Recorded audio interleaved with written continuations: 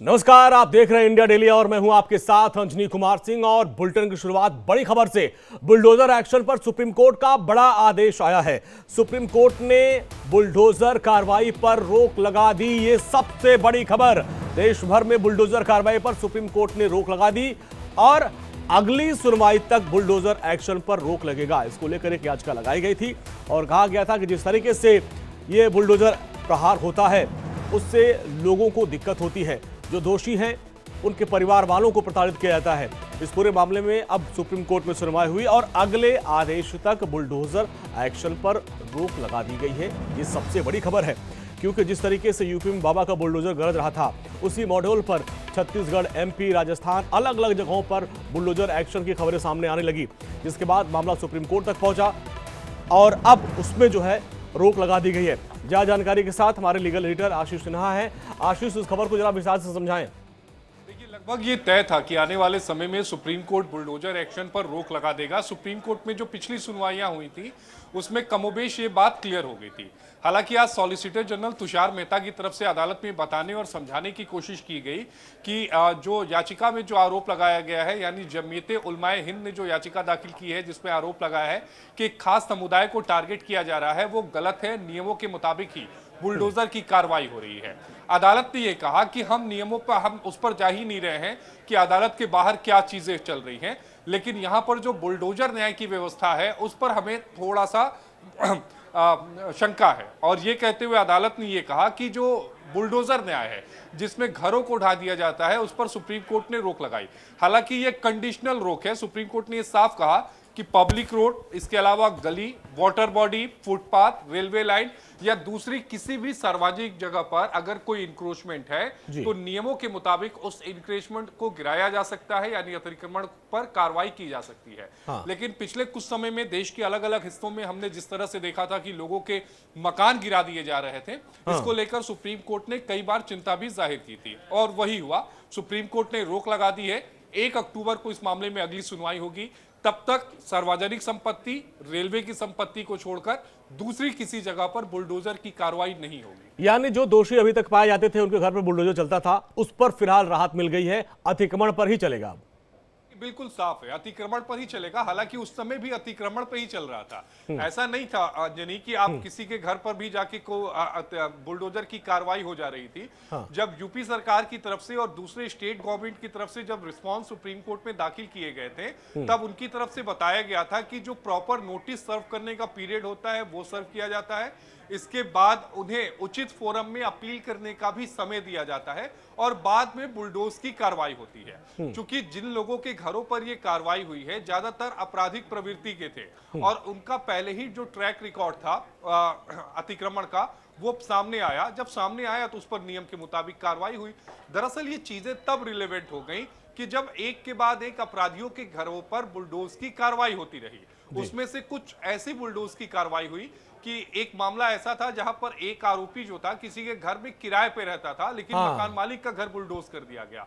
तो ऐसे जब मामले सुप्रीम कोर्ट के सामने आए या फिर एक असम का मामला सुप्रीम कोर्ट के सामने आया जिसमें गलत तरीके से बुलडोज किया गया था और गुवाहाटी हाई कोर्ट ने 65 करोड़ रुपए देने के आदेश दिए थे, तब सुप्रीम कोर्ट ने कहा था कि हम दिशा निर्देश जारी करेंगे। लेकिन फिलहाल बुलडोजर की कार्रवाई पर रोक केवल घरों को लेकर है, लेकिन सार्वजनिक संपत्ति, सार्वजनिक जगह, रेलवे ट्रैक, गली, सड़क, मोहल्ला, आप कहीं भी इंक्रोचमेंट नहीं कर सकते। जी ठीक आशीष, बहुत बहुत शुक्रिया इस पूरी बातचीत के लिए। चलिए आगे बढ़ते हैं। अब आज की जो अगली सबसे बड़ी खबर है उसका रुख करते हैं। दिल्ली में नए मुख्यमंत्री के नाम का ऐलान कर दिया गया है और आतिशी अब दिल्ली की नई मुख्यमंत्री बन सकती है और विधायक दल की बैठक में उनके नाम पर प्रस्ताव रखा गया जो सर्वसम्मति से पास हो गया है। अब आतिशी ने केजरीवाल का धन्यवाद किया है। आतिशी ने कहा कि केजरीवाल ही दिल्ली के मुख्यमंत्री हैं। मेरे नेता और अरविंद केजरीवाल का धन्यवाद। केजरीवाल ने मुझे बहुत बड़ी जिम्मेदारी दी है और मुझ पर बहुत बड़ा भरोसा जताया है। जितना सुख उतना ही मुझे दुख भी है। मुझे दुख है कि अरविंद केजरीवाल ने इस्तीफा आगे उनको देना है और दिल्ली का एक ही मुख्यमंत्री है, वो है अरविंद केजरीवाल। आतिशी ने साफ साफ कर दिया। केजरीवाल के पीछे ईडी सीबीआई लगाई गई थी। दिल्ली के एक ही मुख्यमंत्री हैं। बार बार वो इस बात को दोहरा रही थी कि दिल्ली के एक ही मुख्यमंत्री रहेंगे, वो है अरविंद केजरीवाल। और तमाम जो उनके नेता थे वो कहते थे कि भारत की तरह खड़ाऊ रखकर वो सेवा करेंगे दिल्ली की जनता की।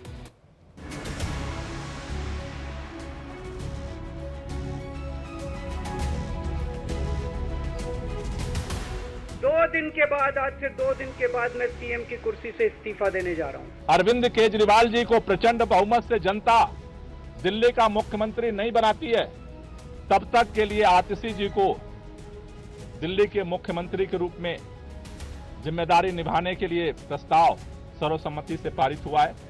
देश की राजधानी दिल्ली को नया मुख्यमंत्री मिल गया है। आम आदमी पार्टी का सबसे बड़ा महिला चेहरा आतिशी दिल्ली की नई मुख्यमंत्री बनने जा रही है। दिल्ली में होने वाले विधानसभा चुनाव तक आतिशी ही राजधानी की सत्ता संभालेंगी। अरविंद केजरीवाल के आवास पर विधायक दल की बैठक में खुद आम आदमी पार्टी के प्रमुख ने उनके नाम का प्रस्ताव रखा, जिस पर विधायकों ने खड़े होकर अपनी मुहर लगा दी। दिल्ली के अंदर आम आदमी पार्टी के विधायक दल की बैठक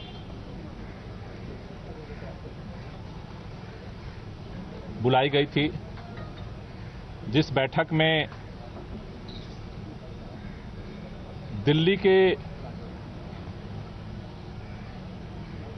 अगले चुनाव तक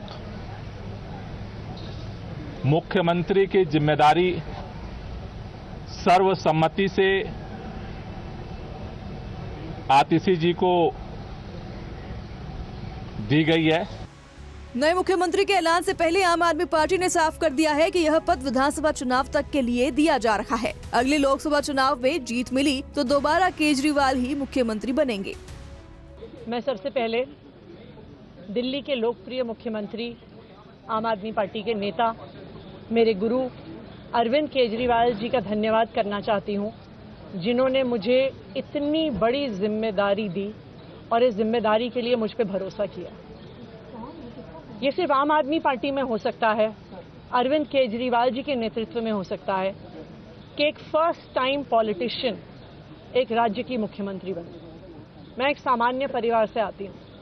शायद किसी और पार्टी में होती तो चुनाव की टिकट भी नहीं मिलती, लेकिन अरविंद केजरीवाल जी ने मुझ पर भरोसा किया, मुझे विधायक बनाया, मुझे मंत्री बनाया और आज मुख्यमंत्री बनने की जिम्मेदारी दी है।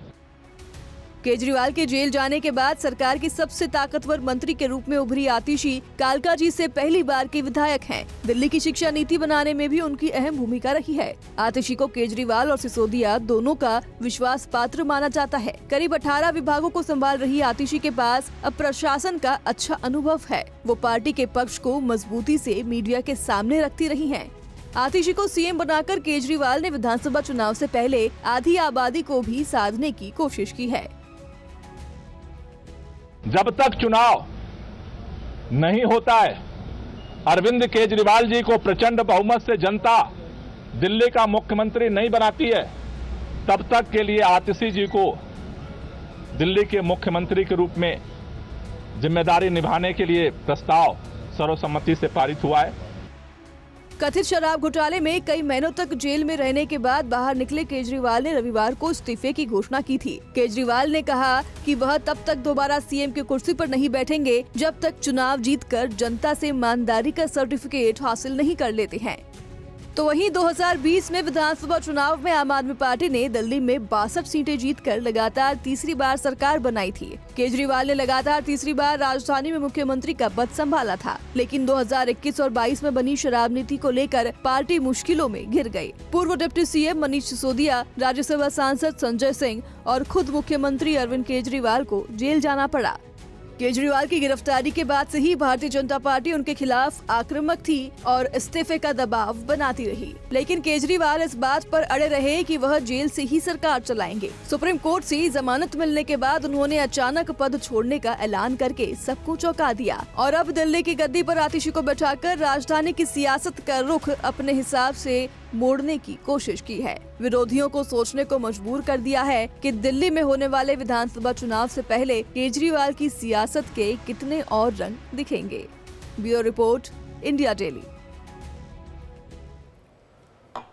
और आपसे जुड़ी एक और बड़ी खबर आ रही है। आम आदमी पार्टी ने स्वाति मालीवाल से इस्तीफा मांगा है। आम आदमी पार्टी की तरफ से कहा गया कि वो बीजेपी की पढ़ी हुई स्क्रिप्ट पढ़ती हैं, शर्म नैतिकता है तो वो इस्तीफा दे। आम आदमी पार्टी की तरफ से अब स्वाति मालीवाल से इस्तीफा मांगा गया है।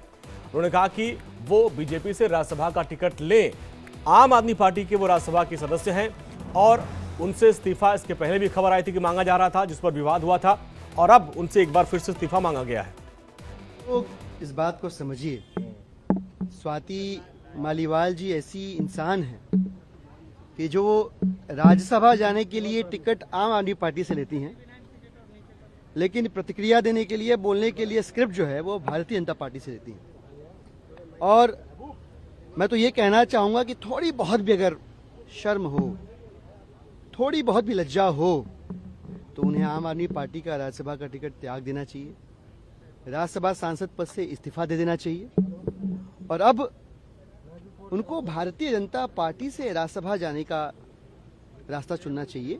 राज्यसभा में रहने का शौक है तो भारतीय जनता पार्टी से राज्यसभा का टिकट लेना चाहिए। तो देखिए, इस्तीफे की बात चल रही थी, एक और इस्तीफा लगे हाथ मान लिया गया। हालांकि इसको लेकर काफी विवाद है, उस पर हम जाएंगे, लेकिन आज की जो घटनाक्रम है उसको लेकर हमारी टीम ग्राउंड जीरो पर है। अपने सहयोगी के पास चलेंगे और अपडेट आप तक पहुंचाएंगे। नैना यादव हमारे साथ जुड़ रही है आम आदमी पार्टी के दफ्तर से, किरण सिंह हमारे साथ जुड़ रही हैं मुख्यमंत्री आवास से, और एलजी हाउस से हमारी सहयोगी आयुषी जुड़ रही है। नैना, सबसे पहले आपके पास आएंगे, दफ्तर में क्या हलचल है?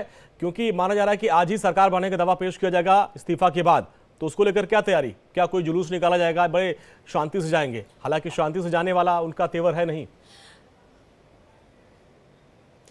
लेकिन अंजनी, यही बात है कि बार बार हम ऐसी शायद उम्मीद जता रहे थे कि एक बड़ा जश्न, बड़ा उत्साह हो, लेकिन इससे इतर खासतौर से पार्टी दफ्तर की मैं बात करूं तो यहां पर फिलहाल उस तरह की हलचल और तैयारी भी नहीं है। हालांकि जैसे ही नाम की घोषणा हुई, सांकेतिक तौर पर शांतिपूर्ण तरीके से एक दूसरे को लड्डू खिलाए गए, मिठाई बांटी गई, क्योंकि आतिशी पहले ही अपनी प्रेस कॉन्फ्रेंस में ये कह चुकी हैं कि ना मुझे जश्न करना है, ना मुझे माला पहनाई जाए, ना ही मुझे बधाइयां दी जाए, क्योंकि वो भी बहुत अच्छे से जानती हैं कि उनके लोकप्रिय नेता अरविंद केजरीवाल ने किन परिस्थितियों में और किन भावनाओं के साथ में ये इस्तीफा दिया।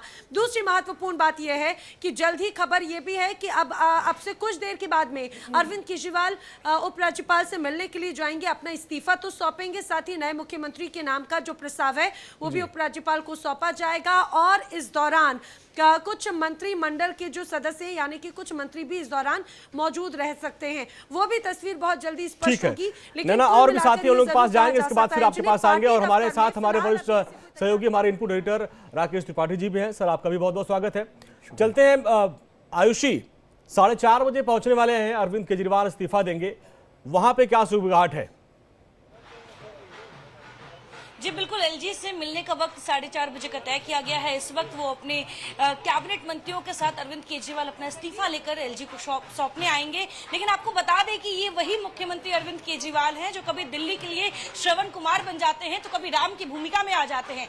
अब वो वनवास का ऐलान कर रहे हैं और पदभार जो है वो भरत को आतिशी के रूप में सौंप के जा रहे हैं। तो साफ तौर पे नजर आ रहा है जिस तरीके से आज दिल्ली में जो राजनीतिक घटनाक्रम हुई है, इसको लेकर हर जगह, चाहे वो मुख्यमंत्री आवास पे, चाहे वो पार्टी कार्यालय पे या दूसरी पार्टी कार्यालय और अब एलजी आवास पे जो गतिविधियां हैं वो बढ़ने लगी। मैं एक तस्वीर दिखाना चाहूंगी कि आप देख सकते हैं अभी हम ठीक उपराज्यपाल के घर के बाहर है और यहाँ पे जो ढोल नगाड़े हैं वो भी इधर से बजते हुए जा रहे हैं। लेकिन वहीं आतिशी ने जो साफ कहा है कि कोई भी जो जश्न है वो नहीं मनाना चाहती है, क्योंकि वो जानती हैं कि ये जो उनको पदभार दिया गया है किस मजबूरी में दिया गया है, डैमेज कंट्रोल करने के लिए दिया गया है। क्योंकि मुख्यमंत्री अरविंद केजरीवाल को बेल तो मिल जाती है लेकिन वो मुख्यमंत्री के रूप में कोई भी काम नहीं कर सकते। ठीक है आयुषी, इस चीज को हम समझेंगे और ये बहुत समझने वाली चीज है कि जेल से बेल मिलने के बाद अरविंद केजरीवाल ने 2 दिन का समय लिया कि 2 दिन बाद इस्तीफा दूंगा। राकेश सर, आपसे हम जानना चाहेंगे क्योंकि बीजेपी लगातार उनसे इस्तीफा की मांग कर रही थी और आपका भी एक लंबा एक्सपीरियंस है, आपने तमाम ऐसे चाहे लालू चाहे सबका उदाहरण देखा होगा, उस वक्त उन्होंने इस्तीफा नहीं दिया, अब क्या स्ट्रेटजी कर उन्होंने इस्तीफा दिया? देखें, ये स्ट्रेटजी है उनकी पार्टी की। वो अब जबकि वो बाहर आ चुके हैं, सामने हरियाणा का चुनाव है, इसके बाद झारखंड और महाराष्ट्र का भी चुनाव है, तो जाहिर सी बात है अगर उनको बेल मिली है तो बेल मिलने के बाद जब वो बाहर आएंगे तो अब ज़्यादा समय वो दे पाएंगे। और एक और बात है, एक देखिए राजनीति परसेप्शन का खेल है। अब परसेप्शन बना, देखिए मैं कितना त्यागी हूँ और मैंने अपनी कुर्सी त्याग दी, अब मैं लोगों के बीच में जाऊँगा। ठीक है, परसेप्शन बनाना है, सारी पार्टियां बनाती हैं, सारे नेता बनाते हैं, कोई बुरी बात नहीं है और ये भी सही है, ये अच्छा अच्छी स्ट्रेटजी है। अब वो इस स्ट्रेटजी के साथ हरियाणा में जाएंगे, वहाँ के वो रहने वाले हैं, हरियाणा में 90 की 90 सीटों पर वो लड़ रहे हैं, तो उनका चांस बन सकता है। वो किसी प्री इलेक्शन अलायंस में नहीं गए, इसका मतलब उन्हें बड़ा भरोसा है अपनी पार्टी और हरियाणा में अपने संगठन पर। तो अब वो लोगों के दरवाजे जाएंगे, दिल्ली में भी जाएंगे, क्योंकि फरवरी में दिल्ली में भी है इलेक्शन, तो दिल्ली में भी दरवाजे जाएंगे। उनकी वो शायद ये सोच रहे होंगे, जो सही भी हो सकता है, कि अगर मैं ऐसा करूंगा तो एंटी इनकम्बेंसी अगर होनी भी होगी तो कुर्सी पर हटने के बाद वो कम होगी और लोगों तक पहुंचने के बाद वो थोड़ा कम होगी। ये एक स्ट्रेटजी, अच्छी स्ट्रेटजी है मेरे ख्याल से। और जो बीजेपी अभी तक उनको घेर रही थी कि आप इस्तीफा दीजिए, अब उनके इस्तीफा देने के बाद बीजेपी क्या इसको भुना पाएगी, या बीजेपी अब उस राह पे है कि वो क्या करे? अब बात यह है कि दिल्ली में बीजेपी बहुत कमजोर है, संगठन इतना कमजोर है, कांग्रेस की भी यही हालत है।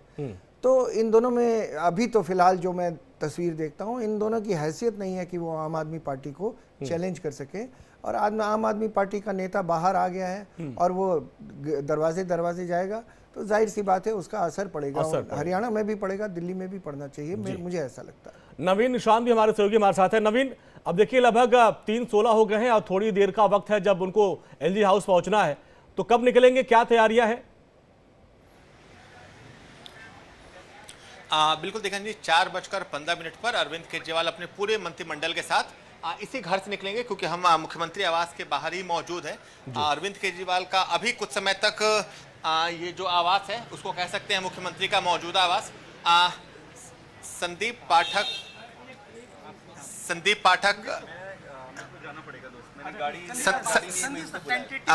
पाठक है। एक सवाल सर, कई तरह के आरोप भी लग रहे हैं, डमी कैंडिडेट बताया जा रहा है आतिशी को बीजेपी की तरफ से। एक सवाल, 10 दिन पहले भारतीय जनता पार्टी कह रही थी कि केजरीवाल जी को इस्तीफा दो। अब उन्होंने इस्तीफा दे दिया, तो अब ये कह रहे हैं क्यों इस्तीफा दिया? पहले तो बोलो यार, कुछ दवाई ववाई खा के 2-3 दिन आराम करो। इनको समझ नहीं आ रहा है, इनको तो पता ही नहीं चल रहा है क्या हो रहा है। हम नैतिकता की राजनीति करते हैं, नैतिकता के आधार पर केजरीवाल जी पे लांछन लगाया था इन्होंने।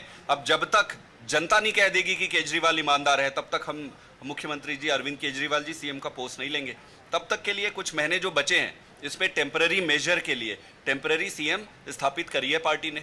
अब इनको इसमें क्या दिक्कत है? हम अपनी ईमानदारी साबित करेंगे, जनता तय करेगी कि हम ईमानदार हैं। संदीप पाठक आम आदमी पार्टी के राज्यसभा सांसद को आप सुन रहे थे, और सबसे बड़ी बात है संदीप पाठक आम आदमी पार्टी के राष्ट्रीय संगठन महामंत्री, यानी संगठन से जुड़ा जो सभी काम है वो संदीप पाठक देखते हैं। उनका साफ कहना है कि अगले कुछ महीनों के लिए, यानी जब तक दिल्ली में चुनाव नहीं होते तब तक आतिशी कार्यकाल संभालेंगे। आपने पूछा था कि अरविंद केजरीवाल कब जाएंगे इस्तीफा देने, तो 4:15 पर अरविंद केजरीवाल अपने आवास से निकलेंगे। उनके साथ जो तमाम कैबिनेट के उनके सहयोगी हैं वो भी अपना इस्तीफा देंगे, क्योंकि आमतौर पर ऐसा होता है कि जो मुख्यमंत्री है वो किसी भी राज्य का हेड ऑफ मिनिस्टर्स होता है, यानी अगर अरविंद केजरीवाल अपने पद से इस्तीफा देते हैं तो खुद ब खुद जो तमाम उनके मंत्री पद है, उनके जो मंत्री सहयोगी हैं उनका भी इस्तीफा होता है। सर, आपका कोई सवाल? नए मंत्री हैं वो नए मुख्यमंत्री के शपथ के साथ। जी राकेश सर, आप सवाल कुछ कर रहे थे। नवीन, पार्टी के अंदर क्या चल रहा है, क्या स्ट्रेटजी आगे की है, उन्होंने क्या सोचा है? सर बिल्कुल देखिए, 2 स्ट्रेटजी है जिस पर अभी आम आदमी पार्टी काम करेगी। चूंकि अब आतिशी के संबंध अधिकारियों से अच्छे हैं, एलजी से भी उनकी बात ठीक है, तो जो मुख्यमंत्री हैं आतिशी अब जो बनने जा रही हैं, उनकी ये जिम्मेदारी होगी कि जो योजनाएं रुकी हैं उसे लागू करवाया जाए। और सबसे बड़ी योजना जो उनकी जिम्मेदारी लागू करवाने की है वो है प्रति महिला प्रत्येक महीने 1000 रुपये की राशि देना। दिल्ली सरकार ने बजट में इसकी घोषणा तो कर दी थी, लेकिन इसे चुनाव से पहले लागू करवाना है। जहां तक बात अरविंद केजरीवाल और मनीष सिसोदिया के करें, तो संगठन के स्तर पर अब ये आगे बढ़ेंगे और आम आदमी पार्टी की जो तमाम नीतियां हैं उन्हें जन जन तक पहुंचाएंगे। यानी एक तरफ जहां आतिशी सरकार को लीड करती हुई नजर आएंगी, तो वहीं दूसरी तरफ अरविंद केजरीवाल और जो मनीष सिसोदिया है वो कहीं ना कहीं संगठन का काम देखते आएंगे। एक चीज और मैं समझना चाहूंगा, ये चीज हो गई कि भाई मुख्यमंत्री आतिशी बनेगी, लेकिन खबर ये भी है कि एक महिला एंगल चला। एक और खबर आ रही है कि मोनू को, जो हमारे कुंडली से विधायक है, उनको हो सकता है उप मुख्यमंत्री बनाया जाए और एक सिंबॉलिक हो जाए कि भाई हम दलित और महिलाओं सबको साथ लेके चलते हैं। क्या ऐसी भी कोई तैयारी है? आप देखिए, उप मुख्यमंत्री की कोई चर्चा नहीं है, क्योंकि अरविंद केजरीवाल ने बहुत पहले ये साफ कहा था कि अगर दिल्ली में कोई उप मुख्यमंत्री होगा तो वो मनीष सिसोदिया होंगे।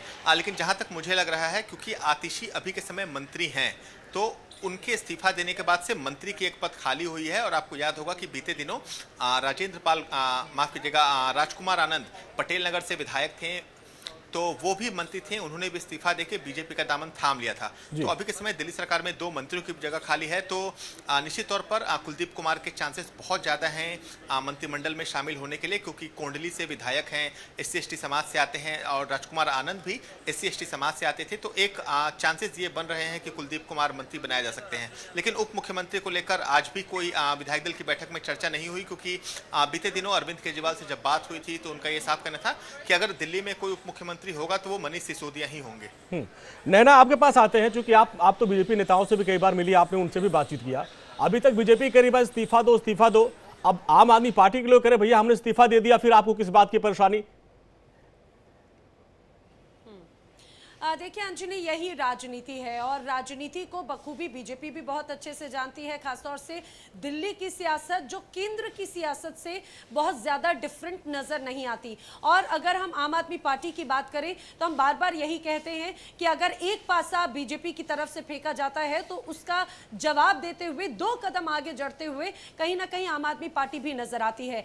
लगातार देखिए एक तीर से कई निशाने कैसे लगाए गए हैं अरविंद केजरीवाल के इस इस्तीफे वाले पेशकश के जरिए, क्योंकि बार बार इस्तीफे की मांग की जा रही थी। शायद संभवतः अरविंद केजरीवाल ये पहले ही निर्णय ले चुके हों कि उन्हें इस्तीफा देना है, उन्हें तमाम जनता के बीच में अगर जाना है तो अपनी छवि को लेकर स्पष्ट करके जाना होगा। उन्होंने इस्तीफा दिया और बाकायदा यही वक्त उन्होंने चुना, आज की तारीख उन्होंने चुनी। और हम सभी जानते हैं कि आम आदमी पार्टी में या फिर अरविंद केजरीवाल अगर कोई निर्णय लेते हैं तो कोई हल्के तौर पर, फौरी तौर पर निर्णय नहीं लेते। राकेश सर, जो कि आखिरी सेगमेंट पे हैं, अब हम जानेंगे कि आपसे समझ आएंगे कि बीजेपी को लेकर अब आम आदमी पार्टी की स्ट्रेटजी क्या रहेगी। अब बीजेपी क्योंकि बैकफुट पे आगे इस्तीफा मांग रहे, इस्तीफा दे दिया, अब बीजेपी की रणनीति क्या होगी, कैसे घेरेंगे वो?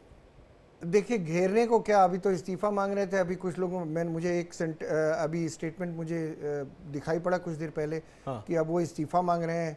अब कौन सा इस्तीफा, अभी एक आदमी ने इस्तीफा दे दिया, आप बहुत दिनों से मांग रहे थे, चीफ मिनिस्टर ने इस्तीफा दे दिया, अब ये तो उनका वार खत्म हो गया। अब ये एक मास्टर स्ट्रोक है केजरीवाल का। अब ये यहाँ से देखिए इलेक्शन के ठीक पहले शहीद होने का मतलब होता है और उसका बहुत फील्ड में बहुत उसके मायने निकल के आते हैं चुनावी मैदान में, खासकर जब वो हरियाणा के चुनावी मैदान में जाएंगे, ठीक है, तो उनको इसका बहुत बड़ा फायदा मिलने वाला है। और बीजेपी इसमें कुछ नहीं कर सकती। बीजेपी ऑलरेडी आपको पता है हरियाणा में क्या स्थिति है बीजेपी की। ठीक है सर, आएंगे एक और बड़ी खबर है, उसका रुख कर लेते हैं। विश्वकर्मा जयंती के मौके पर छत्तीसगढ़ सरकार की तरफ से एक बड़ी पहल की गई है। रायपुर में राज्य स्तरीय श्रमिक सम्मेलन का आयोजन किया गया। मुख्यमंत्री विष्णुदेव साय ने श्रमिकों को करोड़ों रुपए की सौगात दी। 57,000 श्रमिकों को बांटे गए हैं 49.43 करोड़ रुपए की राशि, लगभग 49.5 करोड़ की राशि वितरित की गई है। और ग्रामीण विकास विभाग के मंत्री जीवन के प्रयास से आज 5,11,000 हमारे प्रधानमंत्री आवास के लाभार्थी भाई बहन के खाता में पैसा गई से। ऐसे आदरणीय श्री विजय शर्मा जी, सभी अधिकारी कर्मचारी मन और पूरे प्रदेश भर से उपस्थित श्रमवीर भाई बहनी मन और मीडिया के साथी मन, आप सबला विश्वकर्मा जयंती के बहुत बहुत बधाई, शुभकामना। और हमारे आधुनिक भारत के विश्वकर्मा हमारे देश के यशस्वी प्रधानमंत्री श्री नरेंद्र मोदी जी के भी आज जन्मदिन है। उमन के भी आप सबके तरफ से बहुत बहुत जन्मदिन के बधाई, शुभकामना। भगवान से सब प्रार्थना करी कि हमारे प्रधानमंत्री जी स्वस्थ रहें, दीर्घायु हों और 140 करोड़ भारतवासी के ऐसने सेवा करते रहें। और आप मन श्रमवीर जितना आए हो, आप मन भी विश्वकर्मा के छोटे रूप हो, तो आप मन के भी बहुत बहुत बधाई, बहुत बहुत शुभकामना। आज इस श्रम दिवस के उपलक्ष्य में बहुत बात हुई से हमारे श्रम मंत्री और उद्योग मंत्री ला मैं बहुत बहुत बधाई देना चाहूं कि 8-9 महीना के शासन के अल्प समय में ही उमन और उमन के विभाग बहुत बड़े बड़े काम करीन हैं। एक तो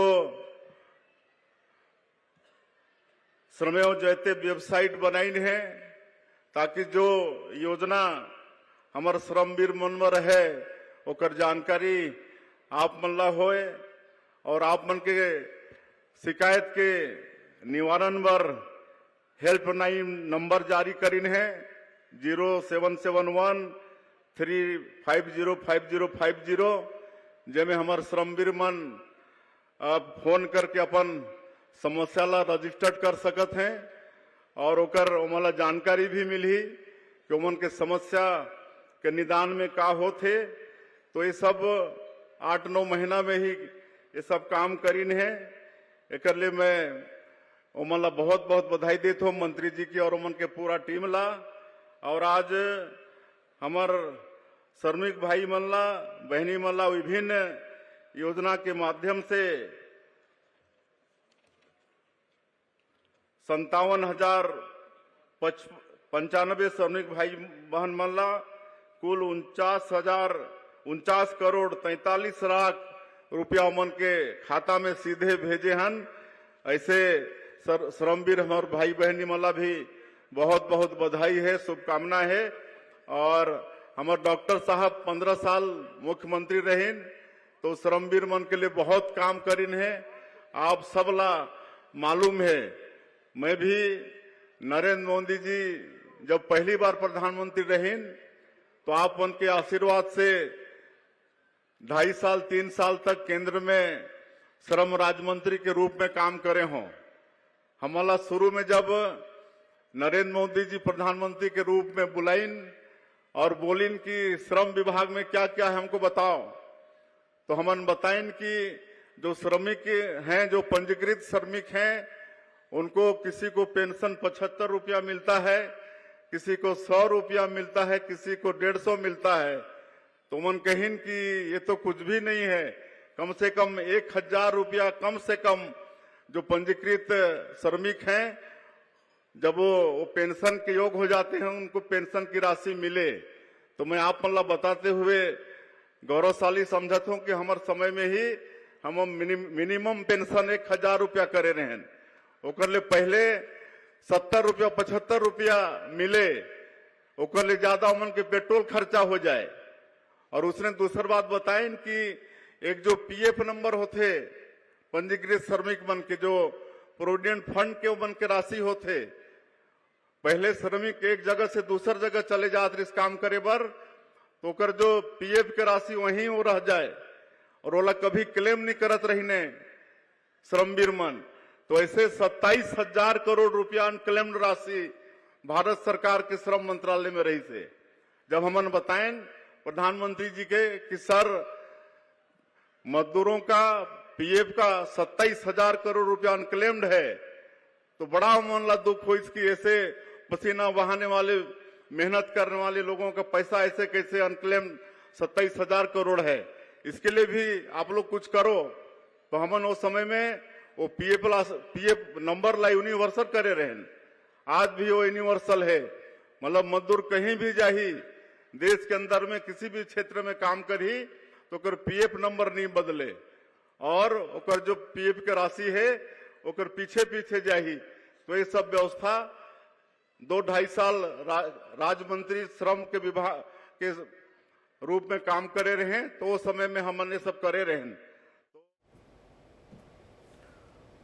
और यहां वक्त हो गया छोटे से ब्रेक का। ब्रेक के बाद भी खबरों का सिलसिला लगातार जारी है।